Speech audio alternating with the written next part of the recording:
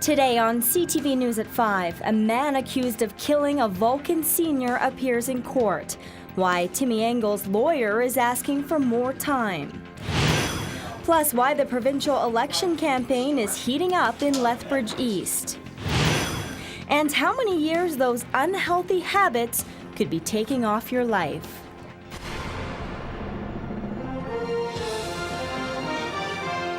CTV News with Kayla Carr. Good afternoon. A Lethbridge man wanted on a Canada-wide warrant may be back in Alberta. Today, police in Airdrie tried to pull over a truck, an F-350 similar to this one, for speeding.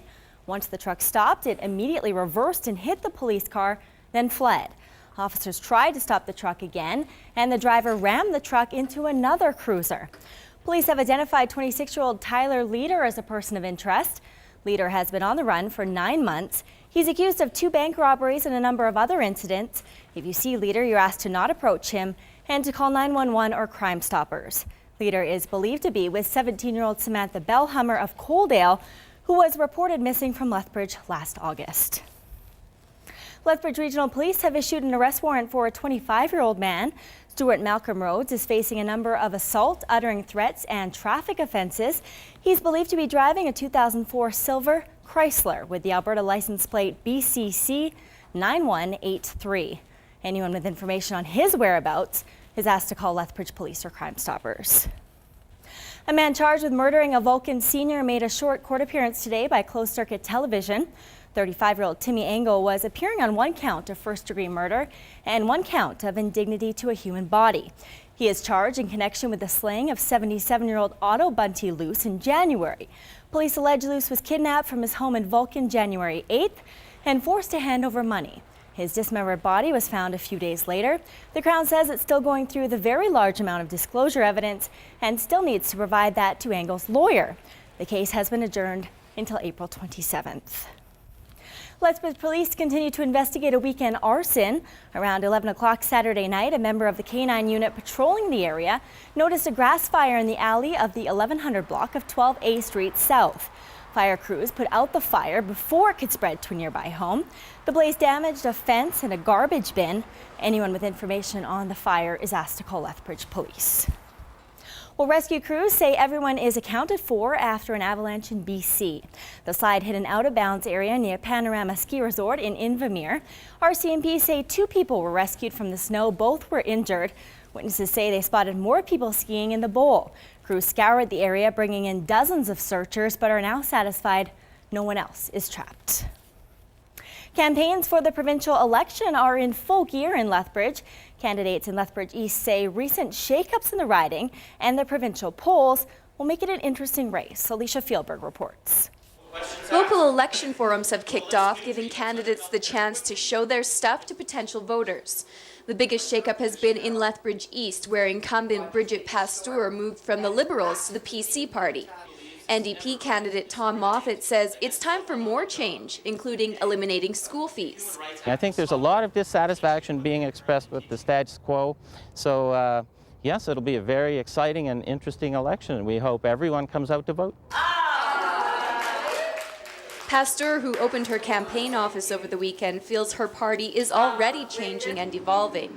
She says party leader Alison Redford's decision on committee pay is evidence the PCs are leaving the old boys club behind. I think very clearly she's saying this is not the way I run a government. And I'm pleased to hear that, because that's certainly what I railed against for 7 years on the other side of the House. Provincially, the PC and Wild Rose parties lead recent opinion polls, but Liberal candidate Rob Miyashiro thinks Lethbridge East can stay red. He hopes the party's commitment to health care delivery will encourage voters to go Liberal in this riding for the 3rd time in a row. Even though the polling has said that the 2 more right-wing parties are polling ahead of us, I think there'll be a bunch up near the end of the election. The Liberals have won the Lethbridge East seat for the past 2 elections by a margin of less than 1,000. With the recent shakeups in this riding, all candidates agree that this year's election will be even more intriguing. Alicia Fieldberg, CTV News, Lethbridge. And we did contact Wildrose candidate Kent Prestage, but he was unavailable to comment because he was out of the office campaigning today. Now here's a look at the upcoming All Candidates forums. Tuesday, you can hear from Lethbridge East candidates at the Lethbridge Public Library. They'll be at LCI on Wednesday. And Lethbridge West candidates will be at Chinook High Tuesday and at the library on Wednesday. All of the forums get underway at 7 o'clock. The owners of a downtown eyesore have another month to start construction on a commercial office complex at the site. The property in the 300 block of 7th Street South has been in the same condition since the original development fell through 30 years ago. The current owner is planning to reinforce the concrete with steel and build a 3-story building with retail on the ground floor and offices on the top 2 levels. City Solicitor Doug Hudson says the owners took out a building permit in January and paid the fees. We indicated to them at that time that we expected work to start not later than May the 1st and that there'd be significant work going on the site. To date, all we've been told is who are the people that are going to work on this project, or at least the project team. And so I don't have any further advice on that, and I haven't seen any work start yet, but we are expecting work to start by May the 1st. And another controversial city property is under new ownership. The Van Harlem building, a South Lethbridge boarding house, has been sold. Area residents say police are regularly called to deal with complaints at the building. A recent inspection determined that parts of the building have been upgraded to meet building and fire codes, but the city says an addition means there are still compliance issues that need to be dealt with. City officials say the new owners will have to apply for a rezoning or development permit. And City Council is fast-tracking a road improvement project at the south end of Mayor McGrath Drive. The plan will see a 4-laning project completed this year instead of 2 phases by 2015. The city says it will save $3.6 million by accelerating the project.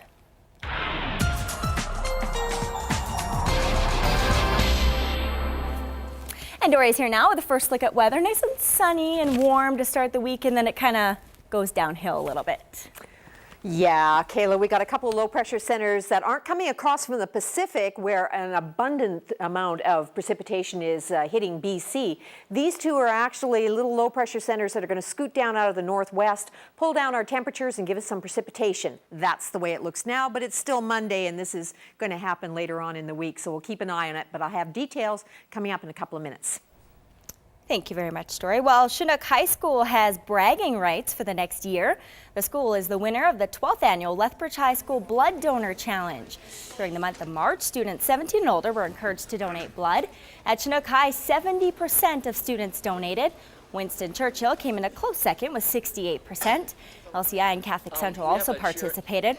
A total of 521 units of blood were collected. The Aboriginal Housing Society in Lethbridge has opened its second affordable housing project in North Lethbridge. The 2 buildings in the 1600 block of Stafford Drive North contain 8 condos that are rented out at an affordable rate. The occupants help to maintain the property and are offered classes that help them adjust to living off the reserve. The Housing Society says the focus isn't on the house, but on the people, helping them get established and in control of their lives. So a place like this would typically rent for $1,400 a month. By bringing it down 10% or more below fair market value, they're able to save up that money so that eventually we can get them into home ownership instead of the cycle of renting for years. Moving here is really awesome, giving us opportunity as a First Nations to better ourselves. And the programs that Boyd's offered for the money management has helped us better to save and get to where we are today. And the next project, which is already under construction, is a pair of duplexes in West Lethbridge. They're scheduled to be completed by June. More than 400 people in financial risk were connected with things many people take for granted this weekend. Dozens of agencies joined under one roof to provide the city's homeless and low-income residents with hygiene products and new clothes. Project Homeless Connect also offers the chance to see a doctor, get a haircut, a family portrait, and look for a job. City staff say it aligns with their 5-year plan to end homelessness. It allows people to feel more comfortable, to be approached in a less formal manner, and to just feel like it's okay to ask whatever they need to ask and get some help and support in an environment that's less intrusive and probably less scary for them. This is the 7th year for the event, which is held every April and November. Local police spent their Saturday cycling to raise money for local athletes. Dozens of Lethbridge and Blood Reserve officers joined 8 Special Olympians on stationary bikes at Park Place Shopping Centre. Money raised will support the 120 local Special Olympic athletes. Most cyclers took shifts pedaling from 10 in the morning until the mall closed at 5, but one officer decided to spend the whole day on his bike. These athletes have given up so much in their hard work and trying to train for Special Olympics. I mean, I'm only giving up a small portion of my day, so I figured why not do it for a full day. The Special Olympic athletes are so excited. They are nothing but encouraging the police to continue raising money, to continue the events, which made us add just another annual event. And officers also raised money for Special Olympics at the annual Law Enforcement Torch Run. More than 100 elementary students were experimenting at the university this weekend. Students from grades 4 to 8 got hands-on experience with science. U of L hosted the 2-day Science Fusion event. It included the Regional Science Fair and Science Olympics competitions. Youngsters say the chance to choose a topic that interests them and share it with friends is a fun way to learn. And after they're done the project, everybody can see it. So they can see what they learned, and at the same time, they learned something. I think it's important because then it can help you for your future career because you could study for a project you want and it's your choice. And Lethbridge will host the Canada-wide Science Fair in 2013. Right now, let's take a look at today's markets.